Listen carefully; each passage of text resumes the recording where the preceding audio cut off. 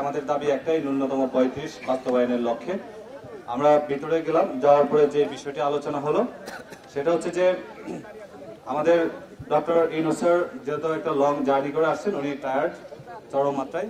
তো সেক্ষেত্রে হচ্ছে ওনার প্রতিনিধি হিসাবে দুইজন উপদেষ্টা আমরা জানি, আসিফ মাহমুদ এবং হচ্ছে নাহিদ ইসলাম, দুইজনকে আমাদের সাথে বসার জন্য ওনার প্রতিনিধি হিসাবে আমাদের সাথে আলোচনার টেবিলে বসার সুযোগ করে দিয়েছেন।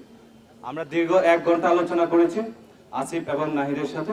মূল বিষয় হচ্ছে সেটা হলো যে সেনাবাহিনীর জননিরাপত্তা বিভাগের এখানে দায়িত্বরত যে সচিব আছেন, উনি ওনাদের সাথে যে আসিফ এবং নাহিদ দুইজনের সাথে কথা বলেছেন।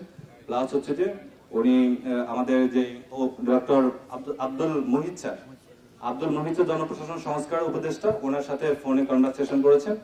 উনি যে ব্যাপারটা ওনারা চূড়ান্ত একটা সিদ্ধান্ত নিয়েছেন, সেটা হলো আগামীকালকে আমরা জনপ্রশাসন সংস্কারের সচিবের সাথে আগামীকালকে আমাদের একটা টিম বসবে দাবি বাস্তবায়নের জন্য। প্রথম বিষয় হচ্ছে যে দাবি বাস্তবায়নের জন্য আমরা আগামীকালকে আব্দুল মুহিত স্যারের সাথে, যিনি জনপ্রশাসন সংস্কার উপদেষ্টা, তার সাথে আগামীকালকে আমাদের একটা টিম বসবে, সাক্ষাৎ করবে আলোচনার জন্য দাবি বাস্তবায়নের জন্য। দ্বিতীয় বিষয় হচ্ছে সেটা হলো আমরা কালকে যে কার্যকরী আলোচনাটা করব দাবি বাস্তবায়নের জন্য, সেটারই একটা প্রতিবেদন 7 দিনের মধ্যে প্রকাশ করা হবে।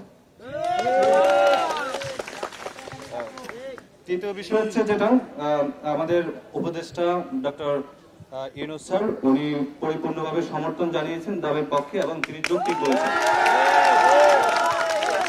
ইভেন আমাদের আমাদের দাবিটি খুব দ্রুত সময়ের মধ্যে বাস্তবায়ন হবে। আগামীকালকে আমাদের বসার জন্য আহ্বান জানিয়েছেন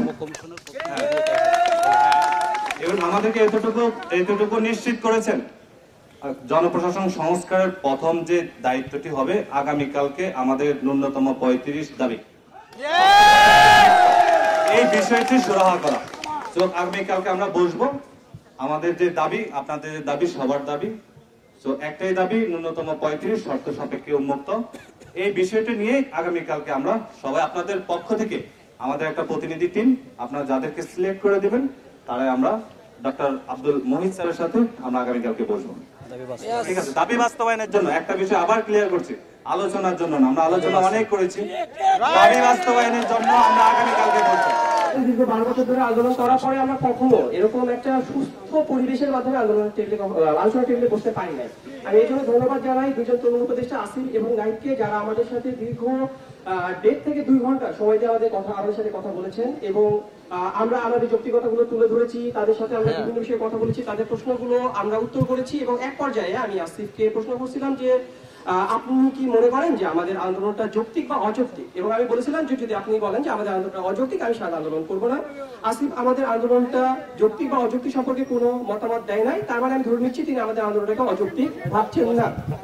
তো এখন এই পরিস্থিতিতে যে রাসেল ভাই সবকিছু আপনাদেরকে বলে দিয়েছে, এখন কালকে আমাদের আব্দুল মুহিত চৌধুরী স্যারের সাথে যেহেতু একটা আলোচনার একটা ব্যবস্থা হয়েছে এবং সেখানে আমরা আরো জোর যাতে দাবি জানাতে পারি, এবং যেহেতু উনি জনপ্রশাসন সংস্কার কমিটির প্রধান, তাহলে তার সিদ্ধান্তটা কিন্তু অনেক বেশি গুরুত্বপূর্ণ। কারণ হচ্ছে ডক্টর মোহাম্মদ ইউনূস হচ্ছে জনপ্রশাসন মন্ত্রণালয়ের প্রধান, তারপরে এখন বর্তমানে বলতে গেলে পারে দ্বিতীয় প্রধান আব্দুল মুহিত চৌধুরী। তাহলে যেহেতু কালকে আব্দুল মুহিত চৌধুরীর সাথে আমাদের আলোচনা হবে এবং এটা তারা আমাদেরকে নিশ্চয়তা দিয়েছে, সেই প্রেক্ষিতে আপাতত আমরা যমুনার সামনে থেকে সবাই উঠে যাব, কিন্তু আমরা চাই না যে আন্দোলনটা স্থগিত করতে। যদি আপনারা এখন আপনাদের সারার উপর ডিপেন্ড করবে যে আমরা কি আন্দোলন করব, কিন্তু প্রশাসন যমুনার সামনে এভাবে আন্দোলন করতে পারি না। সেই কারণে আমরা আমাদের স্থান চেঞ্জ করব। আমরা পরবর্তী আমাদের আন্দোলন স্থান শাহবাগ প্রজন্ম চত্বর জাদুঘরের সামনে আমরা সবাই এবার অবস্থান করব। আপনারা কেউ শান্তিপূর্ণ অবস্থান, আপনারা কেউ যদি দাবি বাস্তবায়ন চান আমাদেরকে সহযোগিতা করবেন এবং সেখানে আপনারা সবাই অবস্থান করবেন।